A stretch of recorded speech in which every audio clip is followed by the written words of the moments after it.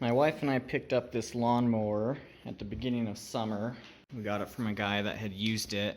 He says he bought it, I think he said around the year 2000. So we're sitting on almost a 20-year motor here. One of the issues we found, it's leaking a lot of oil. Almost every time I mow the lawn, I have to fill it up, and I mow about once a week. But at the very beginning of summer, we pressure washed it, and a lot of that was to kind of find out maybe where it was leaking oil. So this side looks pretty clean, but if we come over to the right side of the engine, we can see lots and lots of oil has accumulated and just grabbed a bunch of grass clippings with it. We're going to be taking this engine out. We're going to be putting a bunch of new gaskets in it. Just for reference, this is a Briggs & Stratton 16.5 OHV model. It's the industrial commercial high performance cast iron sleeve. First thing we're going to do, go ahead and disconnect your fuel going into the carburetor. We have some linkages here. This little nut right here, this bolt, you need to take that off. You can take a Sharpie and mark either side of this. Should be for your throttle. Yep. So go ahead and mark either side of this, so when we reinstall it, you don't have to worry about where it needs to go. It's just going to be there. Set your parking brake. We're also going to be taking off this cover. You just have a couple of nuts and bolts on either side there. That'll just make it a little bit easier to get this out. So you can see I marked there where that was. I loosened this up. This is an 8mm. Once that's loosened up, this will pop out. And you just have to bend this back until that linkage pops out like that. Let that rest down there. We got that front hood off. These are 13mm. And in your case, you probably have to disconnect the electrical connections going to the light. Mine doesn't have working lights, so those are not connected. On the other side of the engine, we have to disconnect our electrical connections now. There's just a couple of them. These two, and then we need to disconnect our starter. Also, now would be a good time, disconnect your battery. Alright, we got our starter disconnected and our two electrical connections.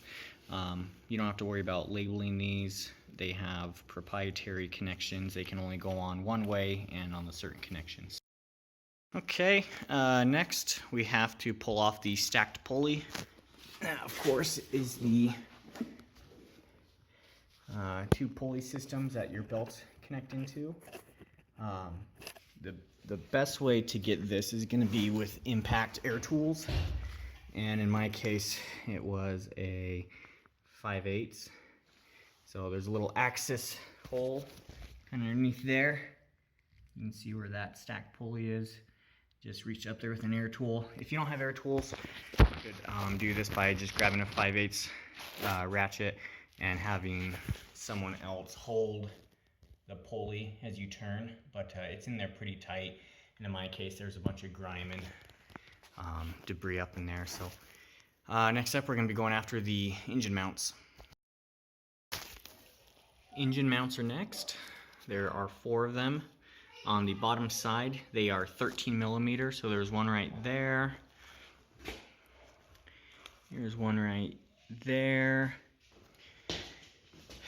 But I've removed one right there. And I believe the last one is underneath all of this grime. So go ahead and remove these. From best access is just from the bottom. Should be able to access it with your mower deck still being attached. Okay, we got all 4 bolts out. The front 2 are this style bolt. The back 2 are these style. We have the stack pulley unbolted, but it's still sitting in the frame there. So as we lift this up, we have to lift it straight up to allow that stack pulley to fully release. And then a good place to put the engine is going to be on something sturdy with a hole in the center, such as this bucket, because that pulley, that shaft is still going to want to sit down in there. So next thing, we're just going to pull it straight up and put it on the bucket.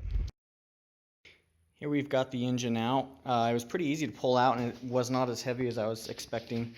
But you can see here all this oil buildup, and keep in mind this was all from just one season, so pretty obvious that we have some gaskets or seals that need to be replaced. From here I'm gonna take some time, clean all of this up really well, and then I'm gonna be diving into this engine and start replacing some gaskets. So thanks for watching.